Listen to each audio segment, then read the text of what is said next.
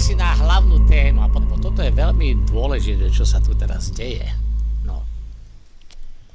Vy, ktorí ste tu boli posledné 2 týždne, viete, čo sa stalo?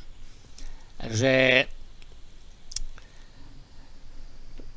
Janka Baráneka zošrotovali. No a ja nebudem to teraz celé video túto rozprávať, ale podstata bola tá, že Janko Baránek, tuto je ten zostrih 37-minútový, ale prečo Janka Baráneka rozoberám na Komediálnom kanáli?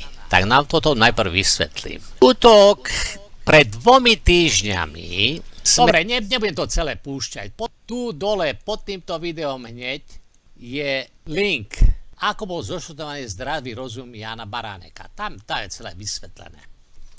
A prečo dneska ideme rozoberať jeho excelenciu Martina Pekára? To je podobný prípad ako Janek Baránek. Aj on bol zošrotovaný týmto despotizmom politických strán. Prečo despotizmus? Už v roku 1796 George Washington varoval. Vláda politických strán vedie k zverstvám a sama o sebe je desivý despotizmus. On to tam vysvetľuje v tejto rozlúčka farewell George Washingtona, keď skončil druhé prezidentské obdobie. A vtedy, keď on odchádzal, dovtedy ešte stále v Spojené štáty americké pôvodne mali byť demokracia, teda žiadne politické strany. A tak to aj bolo. Tam neboli politické strany, až v roku 1800 prvýkrát už potom sa toho chytili. Ale dovtedy pôvodne to malo byť v Amerike bez politických strán. No a George Washington už vtedy 1796 už to videl, čo sa deje, jak tí oligarchovia už to politické strany zakladali a proste ten tlak tam bol obrovský. No ale títo zakladatelia Spojených štátov amerických, oni si nepočítali, že by tam bolo niečo iné než demokracia, ako mali v Aténach. No a potom sa to zrútilo do vlády politických strán, no a jak to on povedal, je to desivý despotizmus. Vláda politických strán to nie je niečo, čo vzniklo ako vývoj aténskej demokracie. Nie. Vládnutie politických strán začalo ako vývoj z feudalizmu, vážený.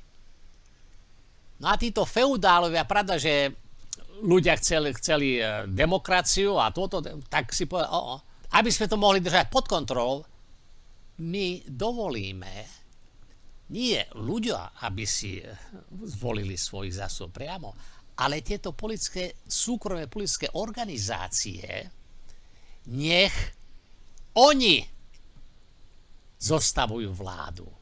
A tieto súkromné organizácie my môžeme ovládať cez peniaze. No, tak a toto tu máme dnes. Desivý despotizmus politických strán. Martin Pekár je troška niečo iné než Janko Baránek. Aj on bol zošrotovaný týmto despotizmom politických strán, ale tým aj bol oslobodený od ilúzie, že vláda politických strán je nejaká demokracia. Martinko Pekárko sa krásne prebudil a je oslobodený od jeho ilúzie. Vládnutie politických strán je presne to, čo George Washington povedal v roku 1796. Je to desivý despotizmus, zamaskovaný ako demokracia. No?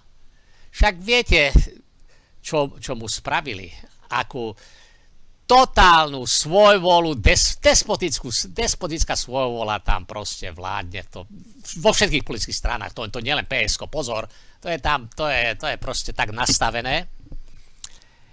Nejaký hajzer sa ho chcel zbaviť. No tak čo spravili? Niečo tam vypustili nejaký nezmysel, no ale on, to bol nezmysel, tak sa chcel k tomu vyjadriť, nedovolili mu vyjadriť, bum, a zlikvidovali ho. Jak som vysvetloval v tomto videu, prečo zlikvidovali Janka Baráneka, to je tá istá príčina, prečo zlikvidovali Martina Pekára. Čo má Martin Pekár a Janko Baránek spoločné? No takže Martin Pekár a Janko Baránek dokážu rozvážne uvažovať. A rozvážne uvažovanie v prípade Martina Pekára, kde je politická strana založená na ideológii, to je to najhoršie, čo môže byť. Presne tak, ako som tu vysvetloval. V prípade Janka Baráneka, tu sa jednalo o politickú stranu, ktorá sa nazvala Zdravý rozum a proste podstata celej politickej strany bolo rozvážne uvažovanie. Tak celá politická strana musí byť zlikvidovaná. Na rozdiel Martin Pekár, politická strana PSK, nebola založená na rozvážnom uvažovaní, ako pána Baráneka politická strana, lenže aj keď bola založená na ideológii tejto to sa nevie na liberálna ideológia alebo progresívna, toto je tak pomiešané tieto výrazy, proste je to založené, celá politická strana Progresívne Slovensko je založená na ideológii. A zase to máme, to isté. Martin Pekár bol jeden z mála, ja neviem, či sú tam ešte ďalší ľudia, ale to bol človek, ktorý používa zdravý rozum, ktorý má zdravý rozum, to znamená, dokázal rozvážne uvažovať. Lenže Martin Pekár jedno nepochopil, alebo nevedel. Keď je politická strana založená na ideológii, to znamená čo? Tá ideológia je nad všetko. Je to nad zdravý rozum, nad rozvážne uvažovanie, nad obozretnosťou, nad spravodlivosťou, nad všetkými týmito cnosťami, pretože keď niekto rozvážne uvažuje, zákonite príde do stretu s ideológiou. Skôr alebo neskôr príde situácia, kde narazí rozvážne uvažovanie na ideológiu.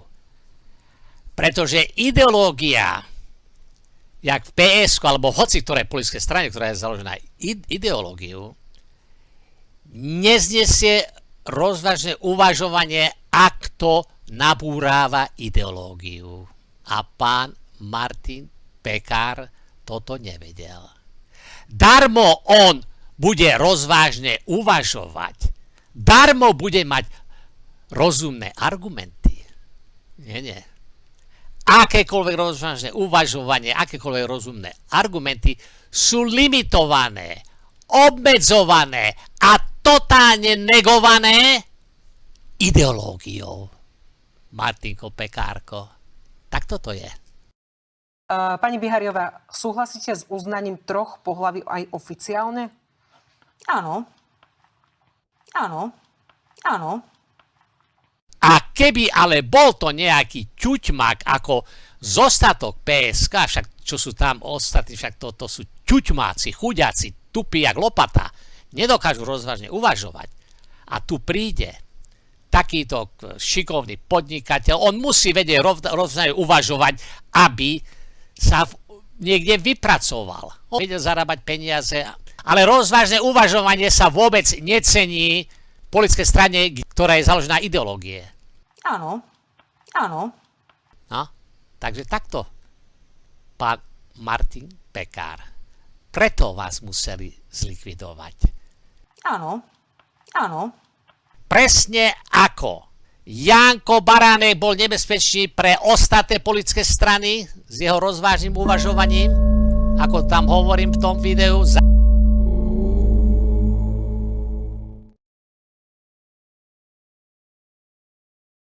Tak presne aj tu.